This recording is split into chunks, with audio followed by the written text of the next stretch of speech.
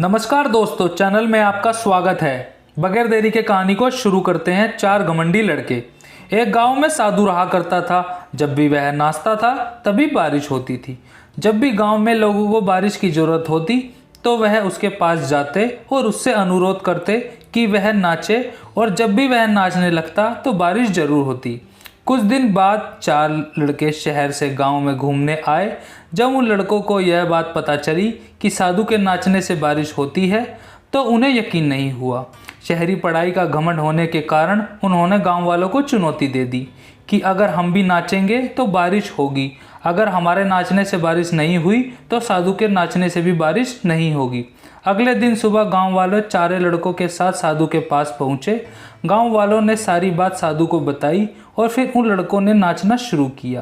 पहले लड़के ने नाचना शुरू किया और आधे घंटे बीत जाने के बाद पहला लड़का थक के बैठ गया और बादल नहीं दिखे। कुछ देर बाद दूसरे लड़के ने नाचना शुरू किया और काफ़ी टाइम बीतने के बाद भी वह थककर बैठ गया और बादल नहीं दिखे उसके बाद भी।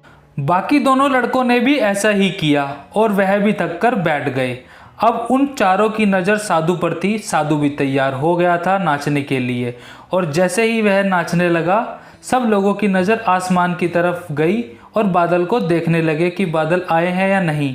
लेकिन साधु को नाचते नाचते 1 घंटे से भी ज़्यादा का समय हो गया था, पर साधु थकने का नाम नहीं ले रहा था। दूसरी तरफ शहर के लड़कों का मनोबल बढ़ता जा रहा था कि साधु के नाचने से भी बादल नहीं आ रहे हैं। लेकिन गांव वालों को यकीन था कि जब भी साधु नाचता है तो बारिश ज़रूर होती है। जबकि साधु के नाचते नाचते काफ़ी समय बीत गया था, 2 से 4, 4 से 6 घंटे, लेकिन बारिश आने का नाम नहीं ले रही थी। सब साधु की तरफ देख रहे थे कि साधु अभी तक नाच रहा है लेकिन बारिश नहीं हो रही है। जबकि साधु थकने का नाम नहीं ले रहा था। धीरे धीरे शाम ढल रही थी और कुछ समय बाद जोरों की बारिश होने लगी। इस नज़ारे को देखकर वह चारों शहरी लोग दंग रह गए। वह चारों लड़के साधु के पास आए और उनसे क्षमा मांगी, लेकिन उन्होंने पूछा, बाबा ऐसे कैसे हुआ?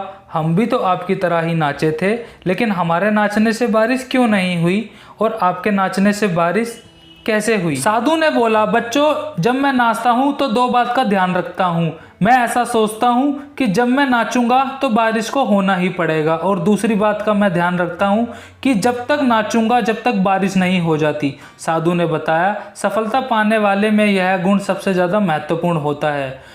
वह जो काम भी करते हैं उन्हें सफल होने का पूरा भरोसा होता है, और वह उस काम को जब तक करते हैं जब तक वह सफल नहीं हो जाता। दोस्तों, अगर हमें अपने जीवन में सफलता पानी है तो साधु जी की इन 2 बातों का ध्यान रखना होगा, तभी हम अपने जीवन में तरक्की और कामयाबी पा सकते हैं। ऐसे ही जानकारी के लिए दोस्तों चैनल को सब्सक्राइब करें, बेल आइकन दबाना ना भूलें। मिलते हैं अगली वीडियो में और बेहतरीन कहानी के साथ।